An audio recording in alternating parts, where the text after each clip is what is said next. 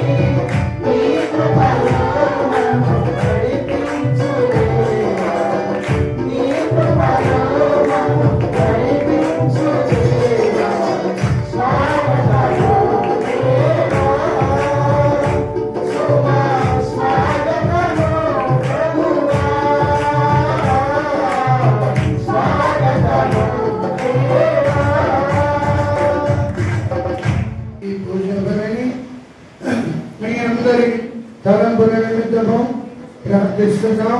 ఈ పుణ్యబలిలో ఈ పెద్దపల్లి గ్రామాన్ని పవిత్రాత్మ నామమున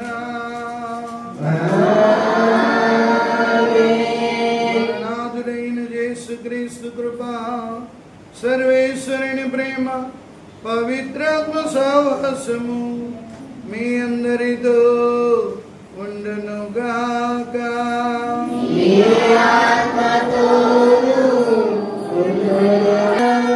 ప్రభువునందు మిక్కిలి ప్రియులారా, మన కుటుంబాలన్నిటినీ దీవించమని ఉదయం నుండి రెండే మాటలు గుర్తించుకున్నాం. ప్రభువా, నీవు నా ఇల్లు కట్టని ఎడల ఇల్లు కట్టువారి శ్రమ వ్యర్థమే. ప్రభువా, నీవు నా ఇంటిని కాపలా గాయని ఎడల గస్రీగాండ్రు మేల్కొని ఇంటి వ్యర్థమే. నోవా ఇంటిని కట్టాడు దేవుడు, తోబీది ఇంటిని కట్టాడు. దేవుడు కట్టిన ఇల్లు ఎంత చక్కగా ఉందో. చిన్న చిన్న శోధనలు ఎదురైనా దేవుడు ఆ శోధనల నుండి బయటపడేయడానికి దేవుడు దూతలను పంపాడు ప్రియులారా. కాబట్టి మనం కూడా ఈ పూజా బలి ద్వారా మన కుటుంబాలు దీవించమని వేడుకున్నాం. అనేక సార్లు మన ఇల్లు సరిగా కట్టుకోలేక, దేవుని చేత కట్టబడలేక అనేక శోధనలు అనుభవిస్తున్నామేమో. దేవుని క్షమాపణ కోరుకుందాం. సర్వశక్తి గల సర్వేశ్వరుని చెందును నా పాపములను ఒప్పుకొనుచున్నాను. తలంపు చేతను, వాక్కు చేతను, క్రియల చేతను, అశ్రద్ధ చేతను బహు పాపములు చేసి తిని, ఇది నా తప్పు, నా తప్పు, నా గొప్ప తప్పు. అందుచేత నిత్యకనికైన ప్రజలను నా కొరకు నా ప్రభువైన సర్వేశ్వరుని ప్రార్థింపవలెనని ప్రతిమాలుకొనుచున్నాము. సర్వశక్తి గల సర్వేశ్వరుడు మనకు దయ చూపి మన పాపములను మన్నించి మనకు నుంచి జీవము దయచేయును గాక. ప్రభువా దయ చూపుము, క్రీస్తువా దయ చూపుము, ప్రభువా దయ చూపుము.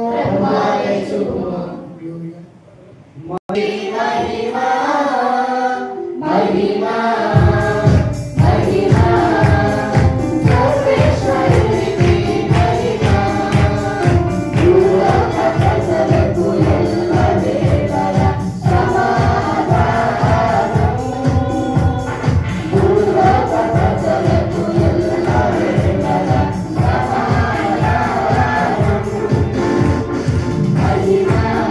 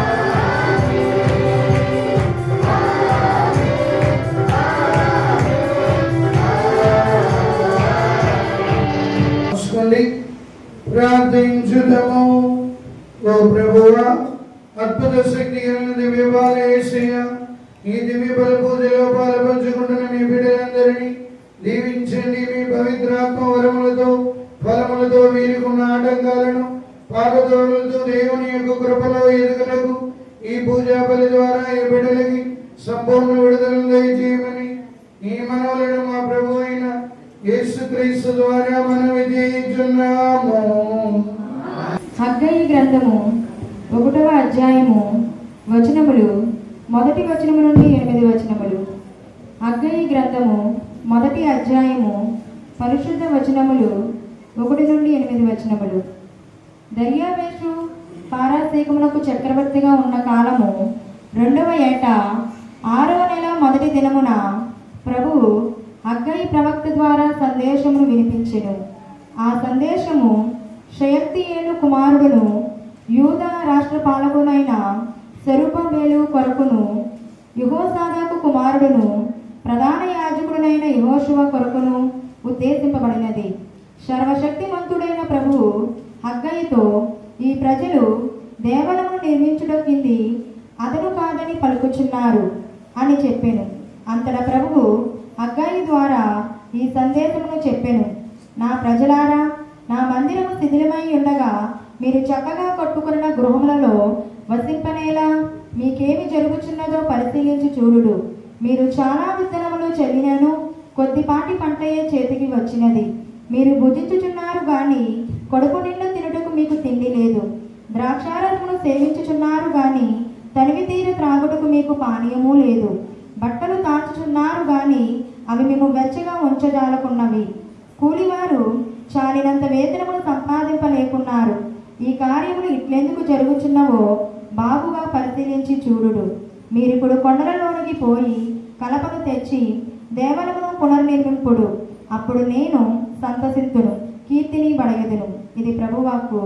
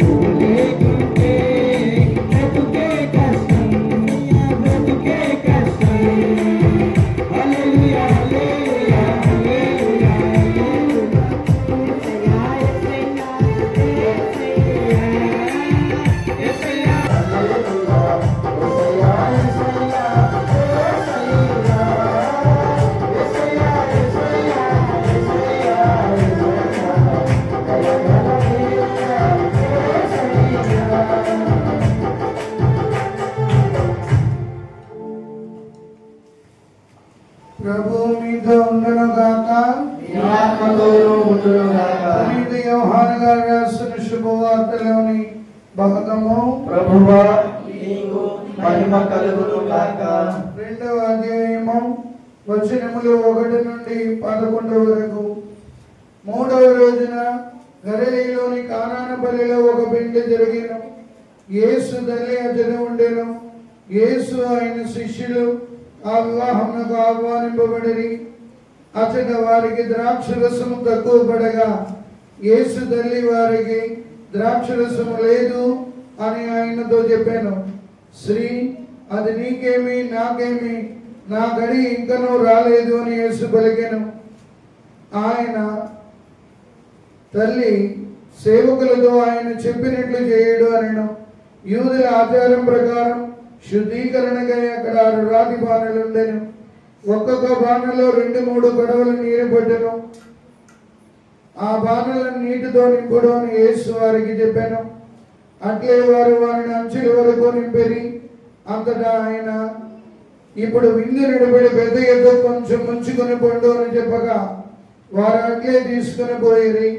విందు నడిపడి పెద్ద ద్రాక్షరసముగా మారిన నీటిని రుచి చూచెను. అది ఎక్కడి నుండి వచ్చినో అతనికి తెలియదు. ఆ నీరు తెచ్చిన సేవకులకు మాత్రమే అది తెలియను. కనుక అతడు పెండ్లి కుమారుడు పిలిచి ఎవడైనను మొదట శ్రేష్టమైన ద్రాక్షరసమును ఇచ్చెను. అందరూ మత్తుగా తాగిన పిమ్మట తక్కువ రకపు రసము ఇచ్చెను. కానీ నీవు శ్రేష్టమైన ద్రాక్షరసమును ఇప్పటి వరకు ఉంచితేవని పలికెను. ఈ విధముగా కానాలిలోని గలిలయలోని ఈ మొదటి అద్భుతమును చిహ్నమును ప్రదర్శించి తన మహిమను వెల్లడి చేసెను. శిష్యులు ఆయనను విశ్వసించి. ఇది క్రీస్తు సువిశేషము. సువిశేష బోధన ద్వారా మన పాపముల పరిహారమగును గాక. హల్లెలూయా.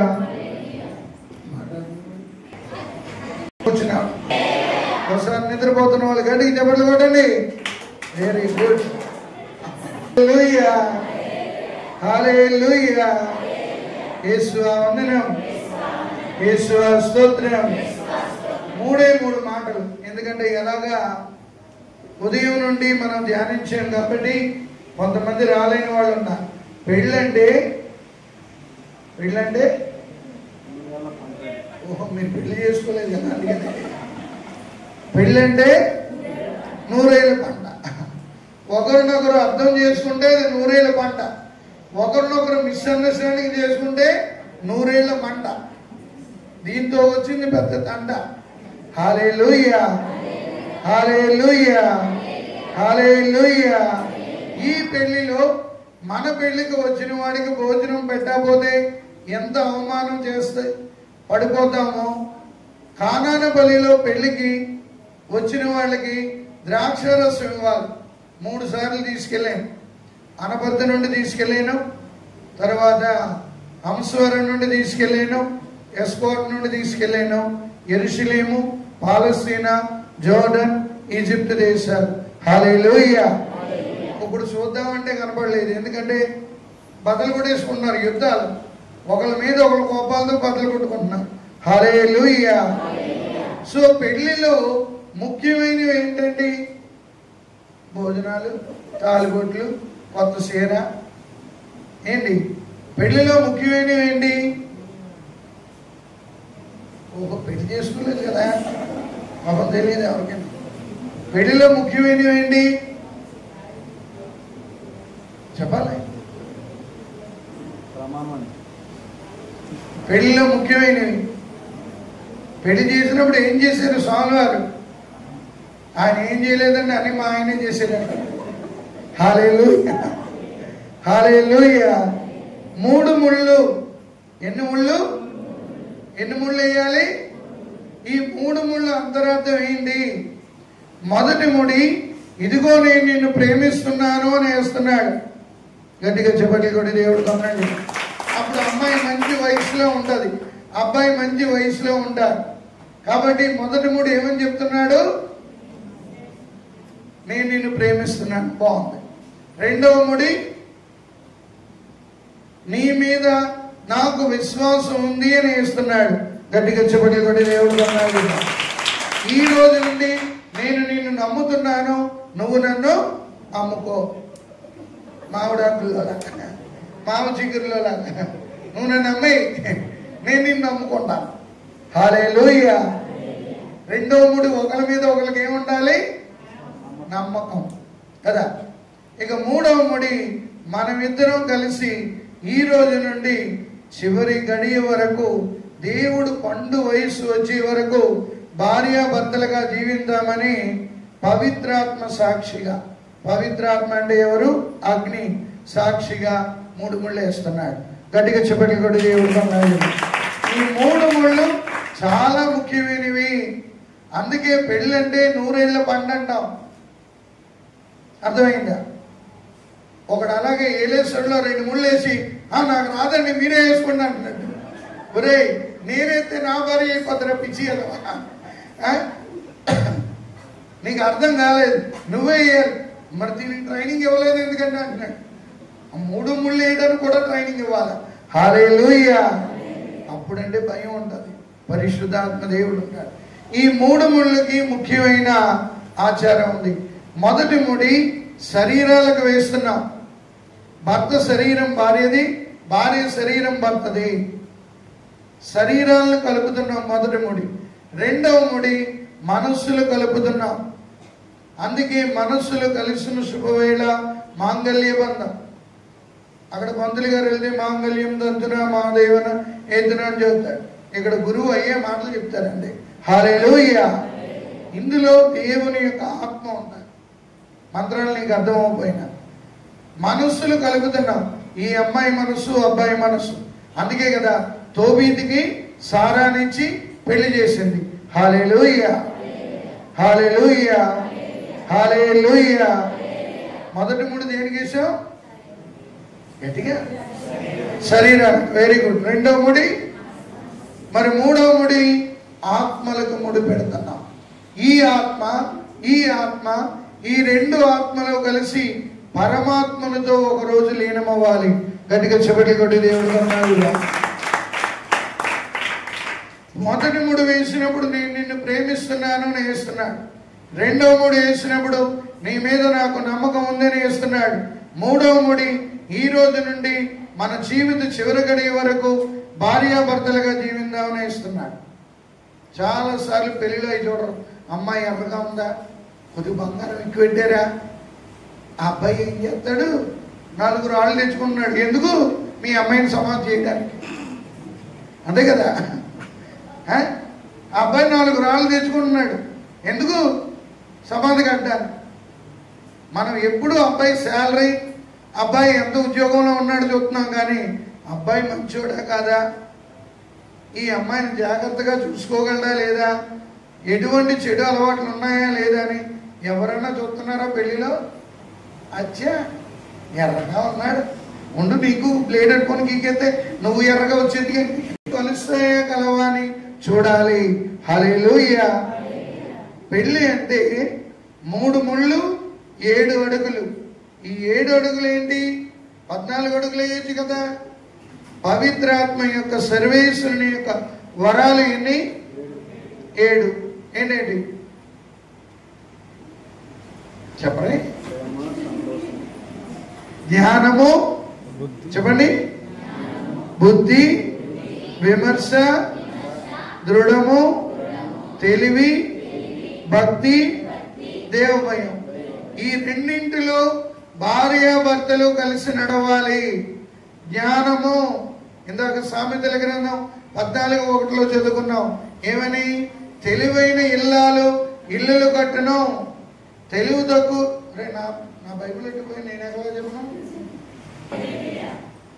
చూడండి సామెతల గ్రంథంలోకి రండి. హల్లెలూయా, హల్లెలూయా. చదువమ్మా 14:1. అవును, అవును. అది తెలివి తక్కువ ఇల్లాలు కొంపలు కోళ్ళు కట్టుకుంటారు, తెలివైన ఇల్లాలు ఇల్లు కట్టుకుంటారు. ఇల్లు కట్టాలంటే మీ చేతిలోనే ఉంది. ఒక మగోడు పాడైపోవాలా, బాగుపడాలా అనేది దేవుడు ఫుల్ పవర్ ఎవరికి ఇచ్చారు? లేడీస్ ఫస్ట్ అన్న. మమ్మల్ని వెనకాల చూసి మీరందరం మమ్మీలు, మేమందరం డమ్మీలు. అక్కడ కూర్చో. ఏం తెలుసు నీకు? భూమి అమ్మేస్తావా? నాకు తెలియదు అనుకున్నావా? నేను చూస్తాను, మనపడే లోపు చేస్తాను అంట. నువ్వు కదమ్మా, నీలాంటి దేవుడు మీకు అందుకే ఆ శక్తి ఇచ్చింది. మీరు మమ్మీలు అయ్యారు, వీళ్ళు డమ్మీలు అయ్యారు.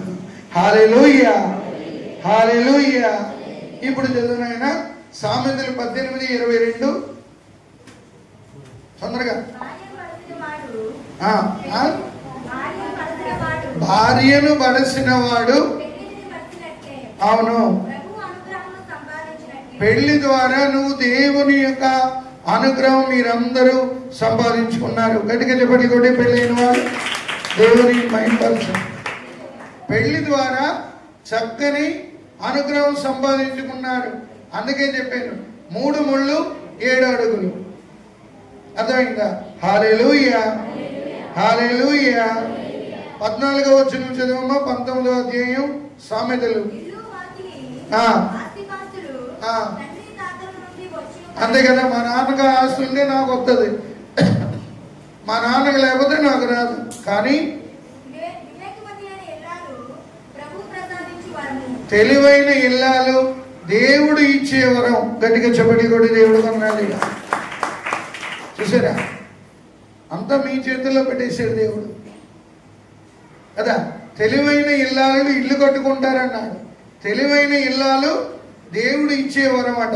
హల్లెలూయా, హల్లెలూయా. ఈసారి శీరాపుత్రుడైన యేసు జ్ఞాన గ్రంథం, యేసువా వందనం, యేసువా స్తోత్రం, 26వ అధ్యాయం చదువునైనా ఒకసారి.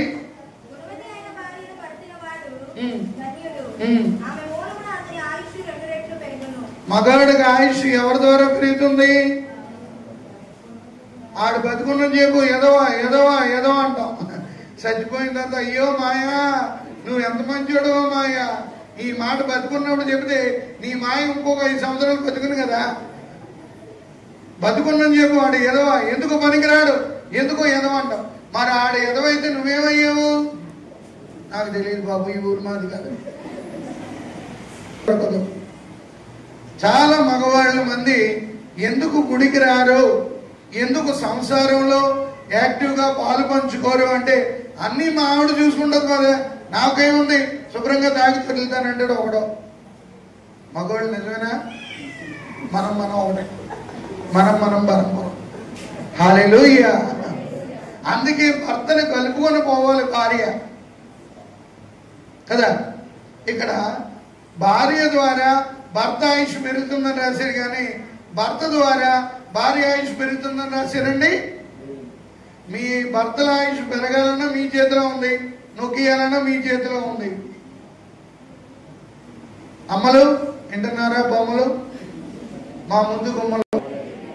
నేను చెప్పింది ఆ ఇల్లు బాగుందా, నేనన్న మాట కాదు. 1 సమూయేలు గ్రంథం 25వ అధ్యాయం 3వ వచనంలో చూడండి.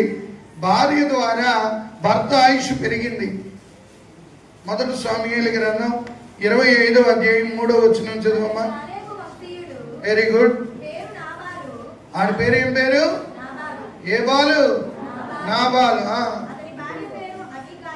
అబిగయీలు. తెలివితేటల కలది, అందగత్తి. చూసారా, దేవుడు మీకు తెలివిచ్చాడు, అందం ఇచ్చాడు. గట్టి చప్పట్లు కొట్టన్నారా? మగవాడు ఎందుకు చేసుకుంటున్నాడు పెళ్ళి? అమ్మాయి అందంగా ఉందనే, అవునా కదా? తెలివితేటలు ఇచ్చాడు, అందం ఇచ్చాడు. దేవుడు ఎంత పక్షపాతం చూపించాడండి మగవాళ్ళకి. అందుకే మనం డబ్బీలు అన్నాం కదా. వాళ్ళ మమ్మీలు అయిపోయారు. ఓకే, చదువమ్మా. చూడండి ఎలాంటి భర్త దొరికాడో. అందగతికి, తెలివైన ఆడదానికి ఎలాంటి భర్తను జత చేశాడు దేవుడు? మొరటోడు. ఇప్పుడు మీకు తెలియదు, పాత సినిమాలు, సౌర్మ సినిమాలో మొరటోడు.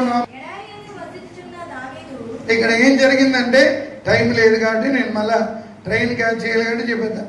దావీదు వెళ్ళి 300 రొట్లు ఇమ్మన్నాడు రాజు. ఈడన్నాడు, నువ్వు రాజు అయితే నాకేం లెక్క అని చెప్పి కబురు తిప్పి పంపితే కత్తి పట్టుకొని దిగుతున్నాడు దావీదు మహారాజు. ఎవరిని చంపేయడానికి? నాబాలుని. ఇదే సమయంలో ఈ వార్త ఎవరి దగ్గరికి వెళ్ళింది? శ్రీమతి దగ్గరికి వెళ్ళింది. ఎవరు ఆమెది? మగోళ్ళు మతి కొట్టే శ్రీమతి. ఎవరు ఆ మతి? అబిగయీలు. అబిగయీలు దగ్గరికి వెళ్ళింది. మీ ఆయన రాజుగారి మీద తిరగబడ్డాడు, రాజుగారు కొండ దిగుతున్నారు కత్తి పట్టుకొని, మీ ఆయన పని సఫా అనుకోటికి వెంటనే పరిగెత్తికెళ్ళింది. మహానుభావ, నువ్వు మంచి రాజువి, మహాదైవ భక్తుడివి, నా భర్త ఒట్టి మొరటోడు, ఏదో తెలియక తప్పు మాట్లాడాడు, నా పసుపు కుంకాలు కాపాడండి. మీకు 300 రొట్లేంటి, 600 రొట్లు పంపిస్తానండి. రాజును కూల్ చేసేసింది కదా. అప్పుడు ఆడవాళ్ళు ఏమన్నా చీర కొనుక్కోవాలనుకో, ఆ రోజు భోజనం మంచిగా పెడతారు భర్తకి. పసుపు కుంకాలు కాపాడండి, మీకు 600 రొట్లు ఇస్తానని చెప్పి రాజు కోపాన్ని తగ్గించేసింది అబిగయీలు. రాజు నాబాలుని చంపడం మానేశాడు. గట్టిగా చెప్పట్లు కొట్టి దేవుడు కొన్నాడు. అందుకే భార్య మూలముగా భర్త ఆయుష్ 2 రెట్లు పెరుగుతుందండి. ఇది అర్థమైందా? హల్లెలూయా, హల్లెలూయా. సో ఇలాంటి భర్తలు, ఇంకా మంచి భర్త ఉన్నాడు. ఆదికాండం 25వ అధ్యాయం.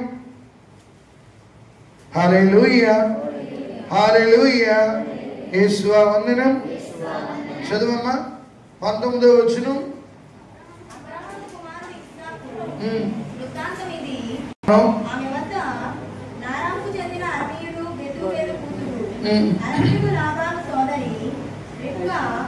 హల్లెలూయా.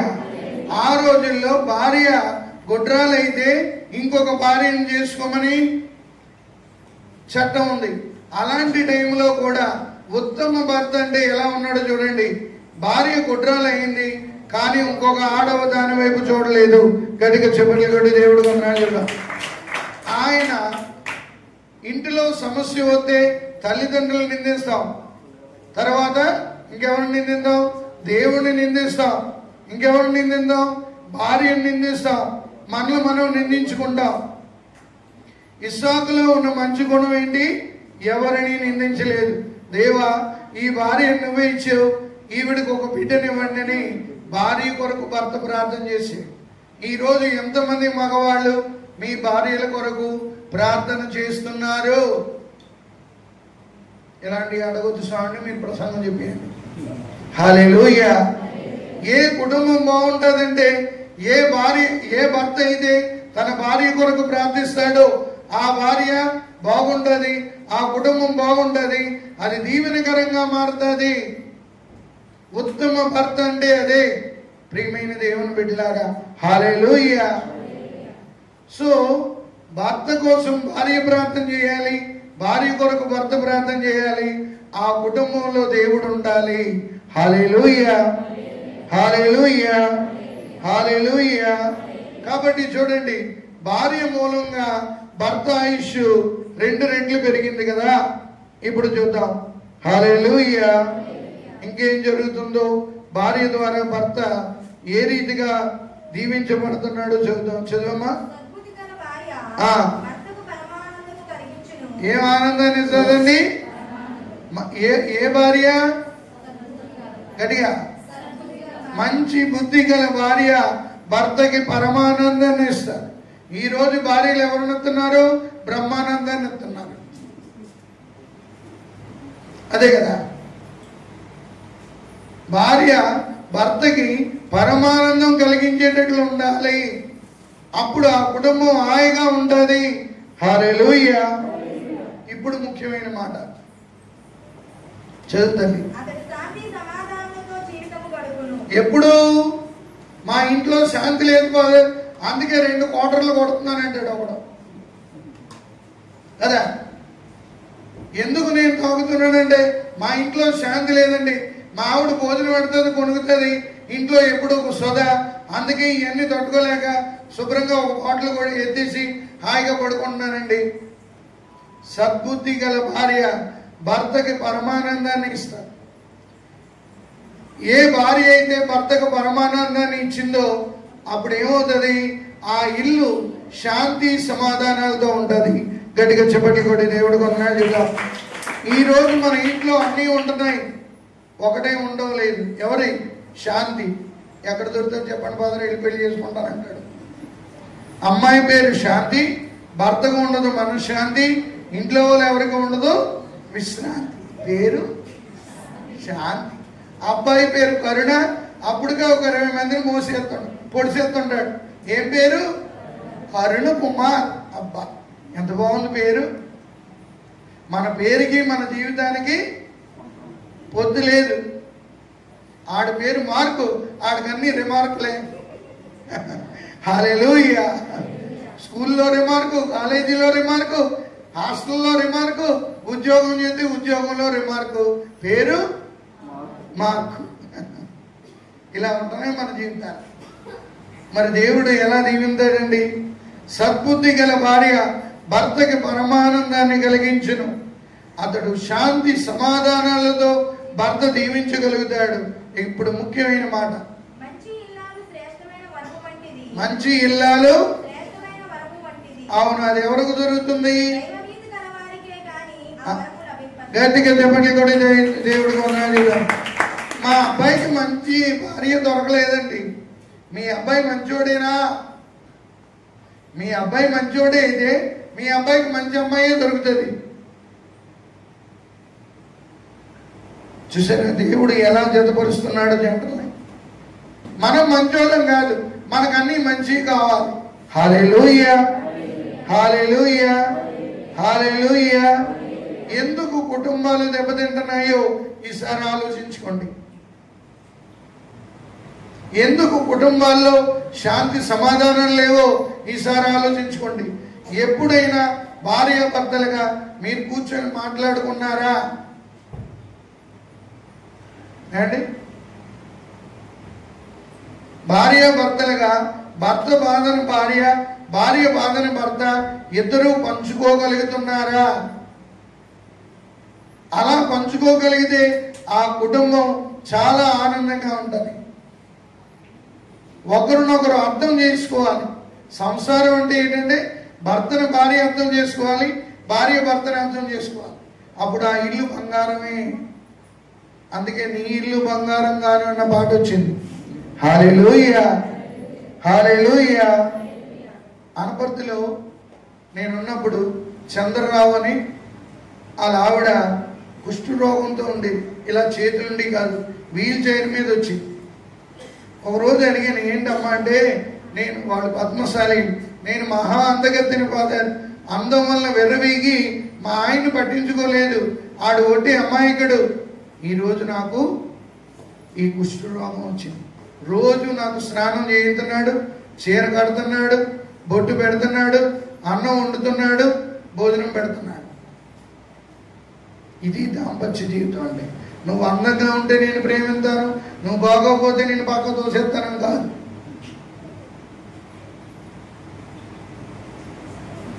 ఎప్పుడు నా భర్త కంటే ముందు నేనే చనిపోవాలని నేనున్నంతకాలం. నేను ఒకరోజు మా గార్డెన్ ముందు అనపర్తి పక్కన చర్చి పక్కన గార్డెన్ పెంచుతూ, ఏమయ్యా సూర్యరావు, ఇక్కడ కొద్దిగా మొక్కలకి అన్ని బాగా తవ్వేసి పెట్టి అని చెప్పి ఉప్మా ఇస్తే, ఉప్మా తినేవయ్యా అంటే తినలేదు. ఏంటి తినేమంటే తినడం లేదేంటి అని. ఏం సూర్యరావు, తినమని ఇచ్చాను కదా నీకు తినమని అంటే, నేను తినేస్తాను, నా కడుపు నిండిపోద్దండి. మా ఇంటికాడ ఆవిడ కాళ్ళు చేతులు లేవు, ఆవిడకి ఎవరు పెడతారండి?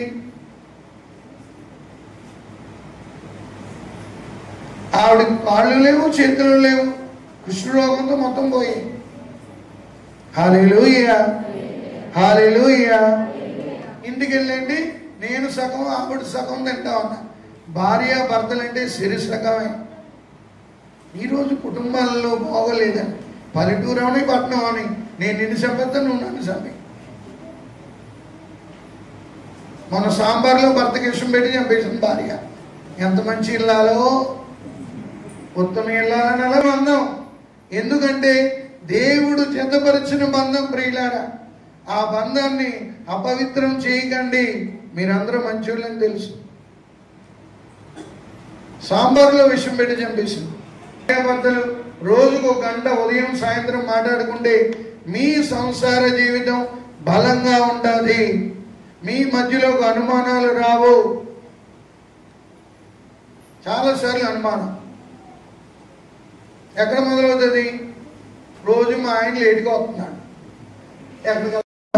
భార్యాభర్తలుగా చక్కగా జీవించండి. మీ కుటుంబంలోకి ప్రతిరోజు దేవుని ఆహ్వానించండి. మీ కుటుంబాలు అద్భుతంగా ఉంటాయి. పితా పుత్ర పరిశుద్ధ నామమున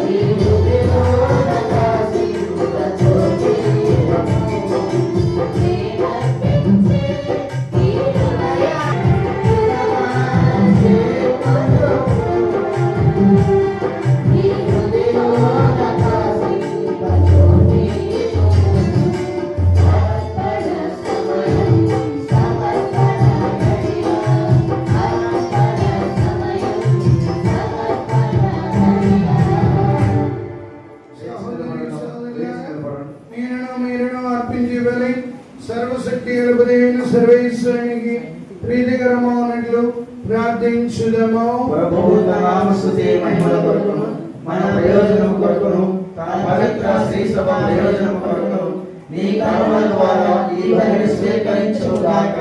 దయామయులకు సర్వేశ్వర, ఈ అప్పద్రాక్షరస్ములతో పాటు ఈ బిడ్డలు మీకు సమర్పిస్తున్నాము తండ్రి. ప్రతి కుటుంబంలో మీరు ఏం చేసి వచ్చి ఈ కుటుంబాన్ని నోవా కుటుంబం కట్టినట్లుగా, తోబీతు కుటుంబాన్ని నిర్మించినట్లుగా ఈ బిడ్డలు నిర్మించునని ఈ మనవులను మా ప్రభు అయిన యేసుక్రీస్తు ద్వారా మనవి చేయుచున్నాము. ఆమేన్.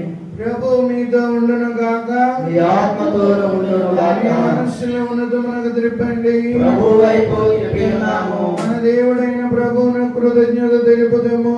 కృతజ్ఞత తెలుపుట యుక్తము న్యాయము. ప్రభు అయిన దేవా పావన పిత సర్వశక్తి కలిగిన సర్వేశ్వర, మేము ఎల్లప్పుడూ ఎచ్చోడను నీకు కృతజ్ఞత వందనములు చెల్లించుట యుక్తము న్యాయము ధర్మము రక్షణదాయకము. నీ వాక్కు అయిన క్రీస్తు ద్వారా సమస్తమును సృష్టించిదని మమ్ము విమోచించుటకై నీవు పంపిన రక్షకుడు అతడే. అతడు పవిత్రాత్మను శరీరము ధరించి కన్యక నుండి జన్మించెను. నీ చిత్తమును నెరవేర్చుచు నీకు పరిశుద్ధ ప్రజలను సంపాదించుటకు అతడు తన హస్తములను జాచి శిలువపై శ్రమలను అనుభవించెను. ఇట్లు అతడు మరణపు సంఖ్యలు తెంచి ఉత్థానమును అనుగ్రహించెను. కనుక దేవదూతలతో పునీతులతో కలిసి నిరంతరము మేము స్తుతించుట ఎట్లనగా, పవన పవన పవన ప్రభువు దయాధిపతి అయిన సర్వేశ్వరుడు. పవన పవన పవన ప్రభువు భూతలోకముల్ని మహిమలలో నిండి ఉన్నవి. పవన పవన జయ జయ జానం జయ జయ గీతం. పవన పవన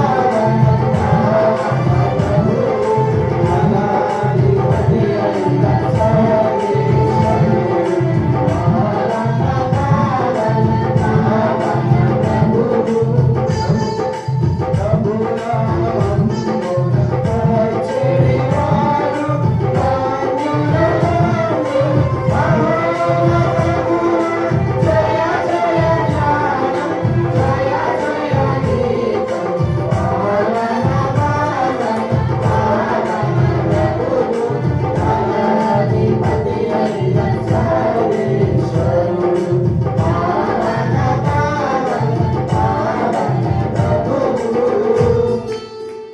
దేవుడు మన మధ్యకు వచ్చే సమయం భక్తితో మీకు కావలసిన వరాలను అడగండి. కళ్ళు మూసుకుని ప్రార్థించండి. ఓ ప్రభువా, నీవు నిక్కముగా పవిత్రుడు, సర్వ పవిత్రత కోటయు నీవే. కనుక నీ పవిత్రాత్మ ద్వారా ఈ కానుకలను పరిశుద్ధపరుత ప్రతిమాలకొనుచున్నాము. ఈ విధమున మా నాథుడును మీ కుమారుడునైన యేసు క్రీస్తు శరీర రక్తములు అగునుగాక. అతడు శిలువ శ్రమలకు తనను తాను ఇష్టపూర్తిగా అప్పగించుకోబడినప్పుడు అప్పమనందుకొని మీకు కృతజ్ఞత వందనములు చెప్పి స్తుతించి త్రుంచి శిష్యులకి జిజు ఇట్లనెను, మీరందరూ దీనిని తీసుకొని భుజింపుడు. ఏలైనా ఇది మీ కొరకు అప్పగింపబడిన నా శరీరము. అందరూ చెప్పండి, ఓ నా దేవుడా, ఓ నా దేవుడా, ఓ నా ప్రభువా. ఓ నా ప్రభువా.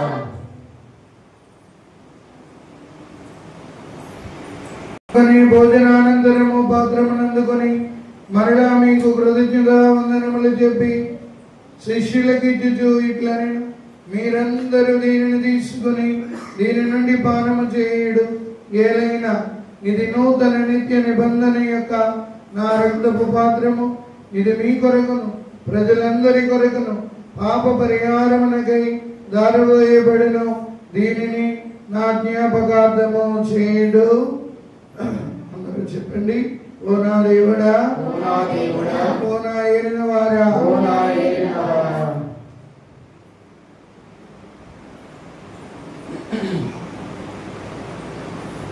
ఇది విశ్వాస రహస్యము. మా జేసువా మీ మరణమును ప్రకటించెదము, నీ ఉత్థానమును చాటెదము. నీవు మరల వచ్చు వరకు మేము వేచియుందుము, మేము వేచియుందుము. కనుక తండ్రి, క్రీస్తు మరణమును ఉత్థానమును స్మరించు జీవమును స్వీయప్పమును రక్షణ పాత్రమును నీకు సమర్పించున్నాము. నీ సముఖమున నిలిచి నీకు పరిచర్య చేయుటకు మమ్మ పాత్రలుగా చేసినందుకు నీకు వందనములు తెలుపుచున్నాము. క్రీస్తు శరీర రక్తములందు పాలివారముకు మమ్ము పవిత్ర ఆత్మ ద్వారా ఐక్యపరచమని ప్రతిమాలు కొనుచున్నాము. ఓ ప్రభువా, ప్రపంచమంతటా వ్యాపించి ఉన్న మీ శ్రీ సభను జ్ఞాపకముంచుకొనుడు. మా జగద్గురువులైన లియో బాబు గారిని, మా బాల పీఠాధిపతులను, గురువులందరితో పాటు మమ్మను మీ ప్రేమ యందు పరిపూర్ణులను చేయుడు. ఉత్థానమౌతమైన మీతో చనిపోయిన మా సహోదరి సహోదరులను నీ కనికరమందు చనిపోయిన వారందరినీ స్మరింపుడు. వారిని నీ దివ్య ప్రకాశములోనికి చేర్చుకొనుడు.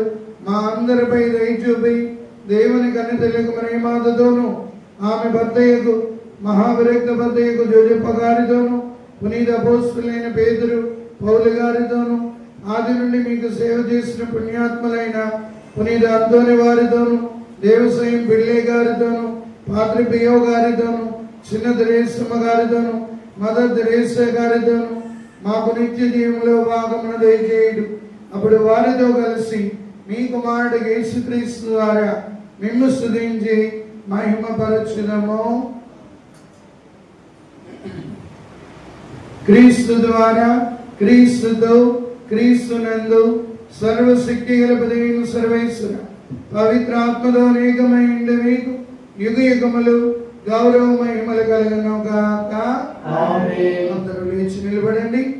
మరి ఈరోజు దేవుడు మనకి ఇంత చక్కని అవకాశాన్ని ఇచ్చినందుకు భార్యాభర్తలుగా మీ కుటుంబాలు దీవెనకరంగా ఉండాలని రెండు చేతులు పైకెత్తి నీ భర్తని ఈ రోజు నుండి ప్రభువా దేవుని ఆలయం వైపు నడిపించమని అడుగు.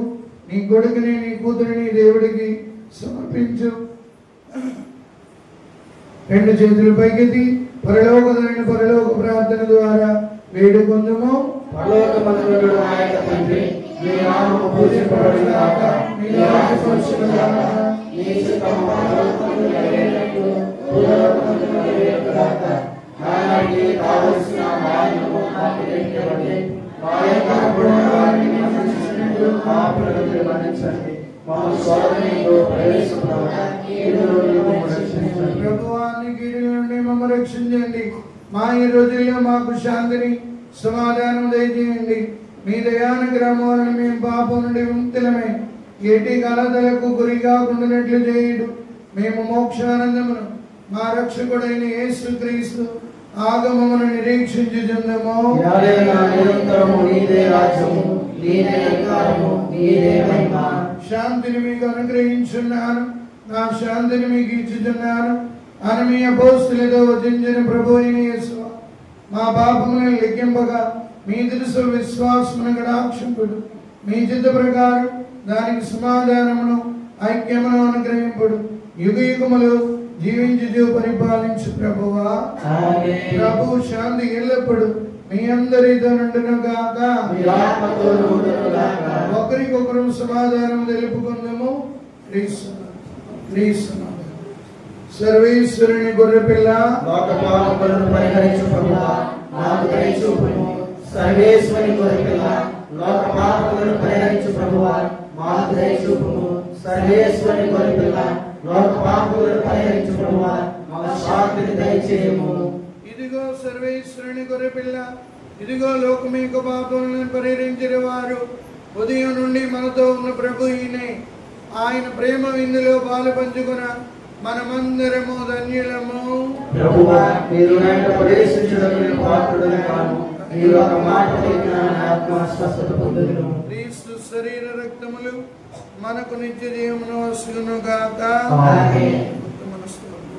సర్వేశ్వర స్వామి దేవర వారు ఇతని సకలమైన రాష్ట్రంలో సకల రాష్ట్రాల కట్టెలను మనం గ్రహించున్నాము. వసుతుని విందు అమరమైన విందు ఇది అమరమైన విందు వింధ్యమైన విందు ఇది దైవసతుని విందు మధురమైన విందు ఇది మరుపురాని విందు మధురమైన విందు ఇది మరుపురాని విందు స్వస్థపరచును